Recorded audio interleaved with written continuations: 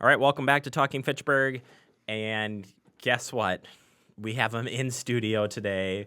Generally, we tape these, but we've got him in studio. I'm pumped. It's Adam Dorn. Welcome to the program. Thank you for having me. We never thought we could have you in here live. Right, I didn't think so either. We're taking a chance here. We are. Yeah.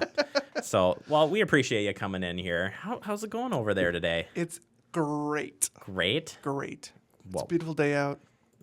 It is. It is. Weather report says it's Weather gonna report. rain. It's pretty sunny. It's gonna Pretty rain. sunny. It's gonna get nasty out in the later part of the week. So No. I'm getting on my flight tomorrow at 5:15, and right after I leave, that's when it gets bad. Fingers crossed. That's not gonna happen. Yeah, No, it is. no. I gotta. It's gonna follow you. All right. Sorry to disappoint you. All right, Adam. So we're talking Thanksgiving's coming up, and there's potential threats when it comes to cooking the dinners and deep frying and everything else. So you're here to put out the fire. Go. Wow. Wow, way to put me on the spot. But yeah. What? What's up? I can do that too. See, I can roll with those cool words too. So no, yeah.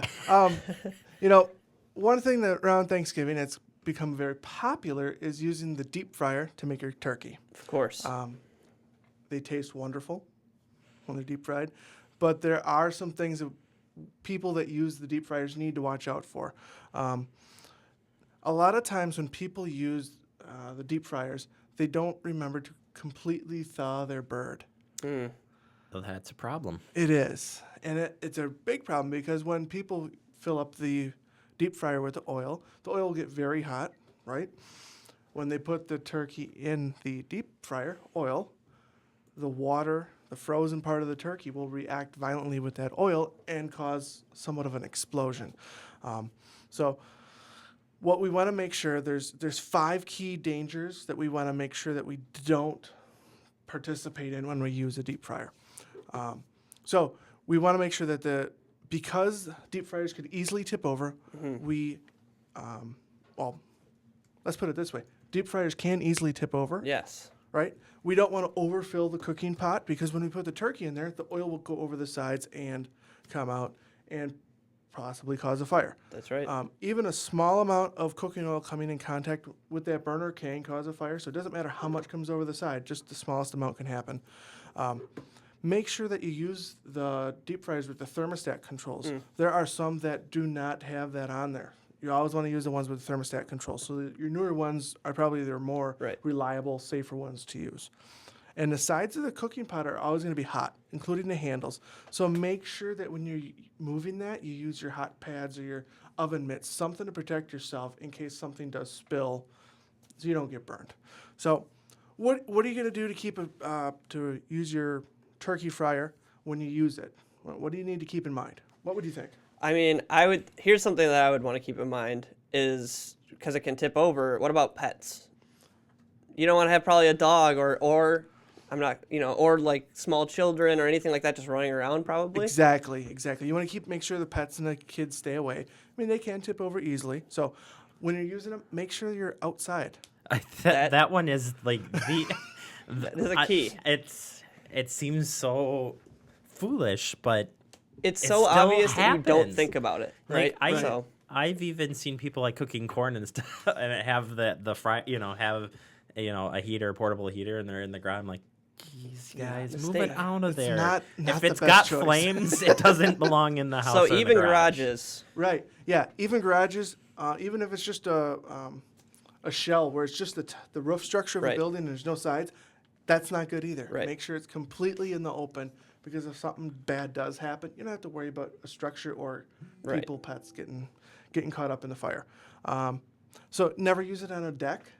So just because you're outside, it doesn't mean it's necessarily safe. Right. You want to stay off your deck, your patio, any kind of enclosed space. Remember, like we said before, don't overfill your fryer. And what do you think? Should we leave it unattended? I was just reading here from the National Fire Safety group that unattended cooking is the number one lead to fires and deaths. Yes. I'm going to make that my lock of the week is that you should not leave it unattended. I'd say that's a good lock.